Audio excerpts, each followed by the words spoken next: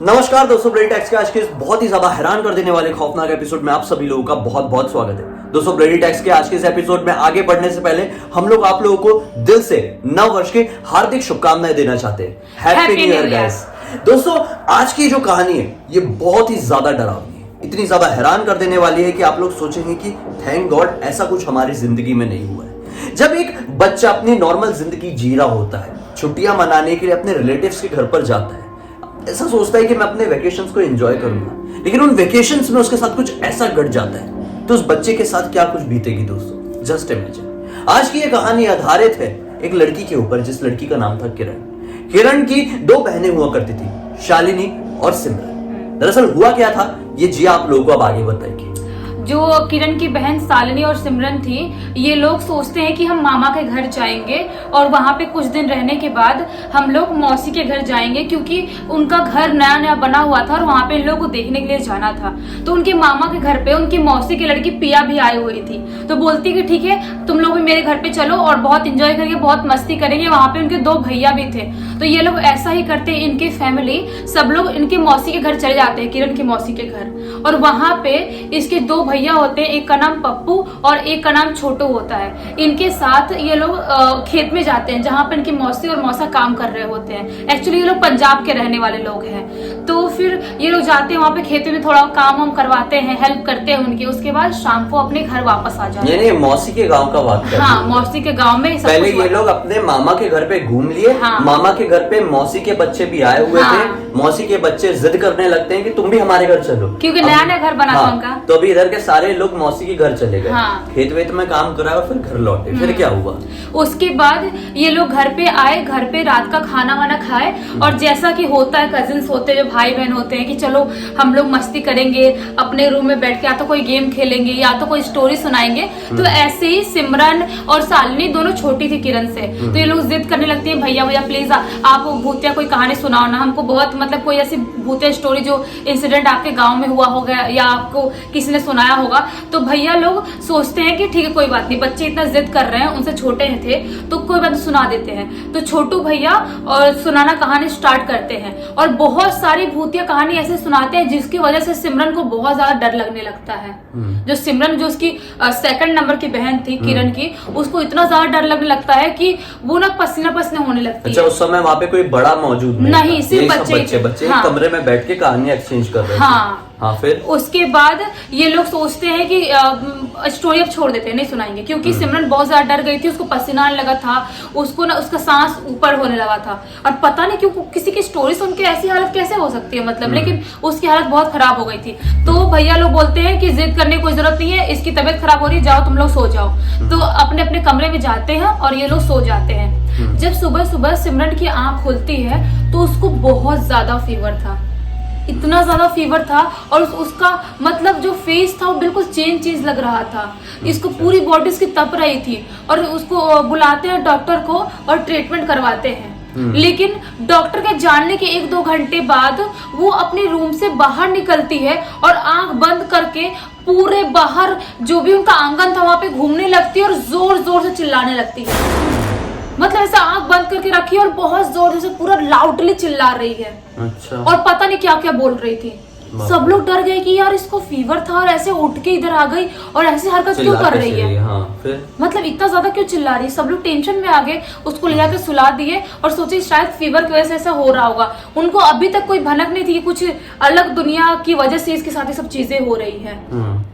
उसके बाद वो शाम को जब खाना का वक्त होता है, जब ये लोग खाना खा रहे होते हैं, डिनर कर रहे होते हैं, वो तो खाना नहीं खाती है, उसको जूस पिलाने की कोशिश भी करते हैं सब लोग घर पे ले जाकर उसके रूम में, लेकिन नहीं पीती है तो छोड़ देते, तो सोने देते हैं उसको, सोचते हैं कि वो आराम करेगी तब तक हम लोग खाना खा लेते हैं। जब ये लोग खाना खा ही रहे होते हैं बैठ के, कि अचानक से वो अपने रूम से आती है और इनके टेबल पे बहुत जोर से पूरा सिर और हाथ पटकने लगती है, जोर से चिल्लाने लगती है, जिसकी वजह से जो 1-2 लोगों के हाथ में खाना था वो गिर गया। ऐसे अचानक से डर गए, एकदम कांपने लगे कि ये क्या हो गया।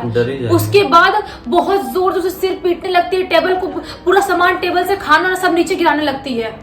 ये लोग समझ जाते हैं कि ये पागल वाली हरकत क्यों कर रही है, क्योंकि बुखार में कोई ऐसी हरकत नहीं कर सकता, ये नॉर्मल नहीं है। इतने ज्यादा डर जाते हैं ये लोग, सोचते कि नहीं अब तो कुछ गड़बड़ है, अब इनको भनक लगती है कि ऐसा नॉर्मल इंसान कभी कर ही नहीं सकता। तो ये लोग एक बुलाते हैं बाबा को और वो करते हैं, दिखाते हैं। हाँ, दिखाते हैं, मतलब दिखाते हैं। तो वो टाइम पे थोड़ी सी नॉर्मल हो गई थी, लेकिन बाबा के जाने के बाद वापस वैसी हरकत करने लगती है। मतलब उसको कोई फर्क ही नहीं पड़ा। मतलब हाँ, कई आत्मा ऐसी होती है जो किसी शरीर को पोजेस कर लेती है और फिर जब एग्जॉर्सिज्म उसके ऊपर हो रहा होता है तो वो ऐसा रिएक्ट करते हैं कि हम इसके शरीर से जा चुके हैं। हाँ। तो बिल्कुल नॉर्मल सा रिएक्ट करने लगते हैं, लेकिन जब वो प्रोसेस प्रक्रिया खत्म हो जाती है, वो अनुष्ठान खत्म हो जाता है, तो वापस से उजागर होने लगती है कुछ दिन बाद। ये उनकी चाल भी होती है, क्योंकि वो लोग ऐसा चाहते हैं ना कि मतलब उस शरीर को छोड़ना तो नहीं है, कैसे भी कुछ भी हो जाए। तो इसीलिए वो लोग भी चाल चलते हैं, जैसे इंसान होते हैं ना कि एक्टिंग करते चाल चलते कि नहीं, मतलब वैसा बिहेव करते कि नहीं मैं नॉर्मल हूँ, भले वो एबनॉर्मल क्यों ना हो, वैसा वो लोग भी ऐसा रिएक्ट करने लगते हैं। उसके बाद वापस से उसका एक वैसा था कि आंख बंद करती थी और ऐसे चिल्लाती थी, भागती थी पूरे घर में, कहीं पर भी सिर टकरा रहे कुछ पूरे, बिल्कुल आंख बंद करके, आंख नहीं खोलती थी, वो आंख बंद ही रहती थी, आंख बंद करके करती थी बिल्कुल। मतलब और उसके बाद वो उसको थोड़ा होश में आई, थोड़ा नॉर्मल हुई, तो वो चिल्ला के बोलने लगी कि मुझे वो जो बुढ़ा आदमी दिख रहा है मुझे बुला रहा है, मुझे लेके जाना चाह रहा है। और उसकी शक्ल बहुत ही ज्यादा भयानक है, ऐसा लग रहा है कि मुझे खा जाएगा वो, मुझे बोल रहा है कि मैं तुझे लेके जाऊंगा। वो ऐसे लंबी हाथ बढ़ा के मुझे मारने की कोशिश कर रहा है। उसकी हाथ भी बहुत लंबी है, बहुत गंदी हाथ है, उसकी शक्ल बहुत ही ज्यादा भयानक दिख रही है, ऐसा बोल रही थी उन लोगों से वो। मतलब अब इल्यूजन जो लगे उसे दिखाई चीजें, और दिखाई देने की वजह से शायद हो सकता है जो अपनी आंख नहीं खोलती थी वो, ऐसे आंख बंद करके चिल्लाती थी बहुत जोर से, पूरे अपने बाल भी उखाड़ने लगी थी। उसकी मतलब जो जिंदा बाल होते ना वो उसके हाथ में आने लगी थी, ब्लड आने लगा था उसके सिर से।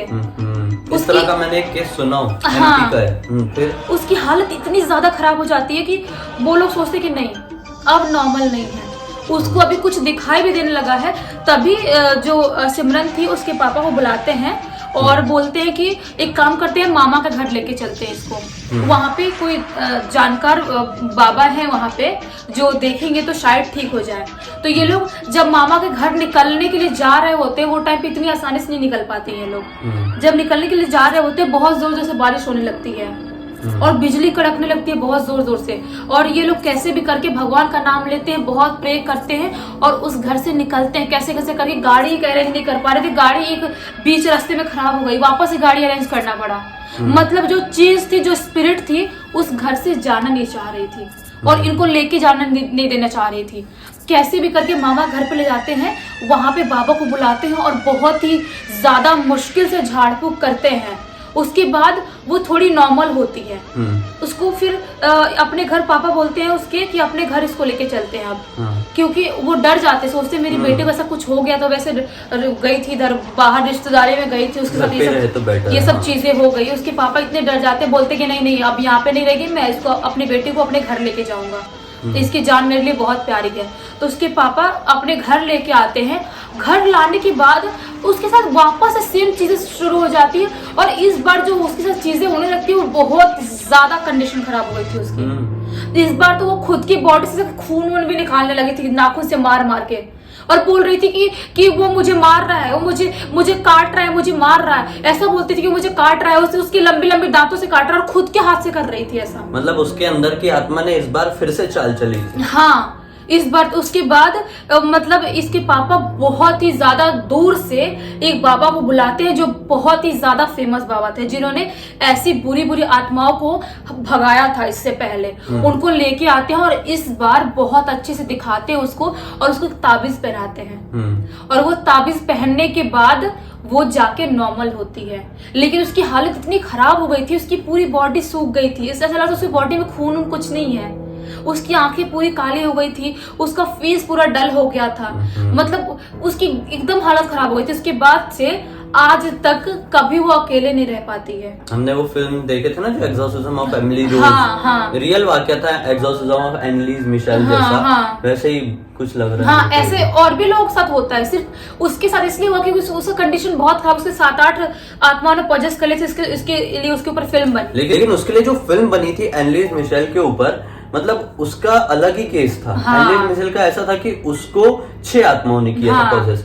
उसको पोजेस करने का कारण ये बताया गया था कि तुम्हारे अंदर ना ये शैतान आके यूनिवर्स को समझाना चाह रहे हैं एक तरीके से कि इस दुनिया में उनकी भी एक सच्चाई है, हाँ, उनका प्रेजेंस है, उनका प्रेजेंस है। जीसस क्राइस्ट ने उसे सपना भी दिया था, हाँ। जीसस क्राइस्ट ने या मदर मैरी ने मदर सपने भी मैरी, दिए थे हाँ। कि अगर तुम चाहो तो अपना शरीर छोड़ के अभी मेरे साथ चल सकती हो। हाँ। लेकिन एनालिज ने चुनी कि मैं पूरी दुनिया को सच्चाई दिखाना चाहती हूँ, शैतानों की भी, ताकि दुनिया संभल कर रहे और इनसे सतर्क रहे। इस वजह से उसने जिंदा रहकर ये सारे कष्ट झेलना सही समझी थी। मतलब बहुत ही दर्दनाक कहानी थी वो यार। बहुत ज्यादा। इसकी भी आज तक ना ही इसने कोई हॉरर स्टोरी सुनी है, ना ही कोई हॉरर फिल्म देखी है, और ना ही आज तक ये कभी अकेले रह पाती है। इसके साथ कोई ना कोई रहता ही है हर टाइम। अभी भी उसके दिमाग में वो दहशत, वो रात उसको अभी भी याद है। मतलब सोचो, इसी को भी हो गया यार। इतना ज्यादा डेंजर थी ये स्टोरी। मतलब मेरे रोंगटे खड़े हो गए जब मैंने पढ़ी थी ये स्टोरी। बहुत भयानक था, बहुत दर्दनाक। आप लोग बताना कि आप लोगों को ये वीडियो कैसा लगा। अच्छा लगा है, कुछ डरा देने वाली जानकारी मिली है भाई जो आपके आगे चल के काम आए, तो इस वीडियो को लाइक जरूर कर देना। चैनल को सब्सक्राइब करके बेल आइकन दबा के ऑल के ऑप्शन में क्लिक करना, क्योंकि इसी तरह के हैरान कर देने वाले अनोखे वीडियो आप लोग के सामने रेगुलरली लेके आते रहते हैं। इन सबके लिंक इस वीडियो के डिस्क्रिप्शन बॉक्स में मिल जाए, क्लिक करके डायरेक्टली वहां पर पहुंच जाना। चलिए कल फिर से मिलते हैं, तब तक के लिए बहुत बहुत धन्यवाद। आपका दिन शुभ हो।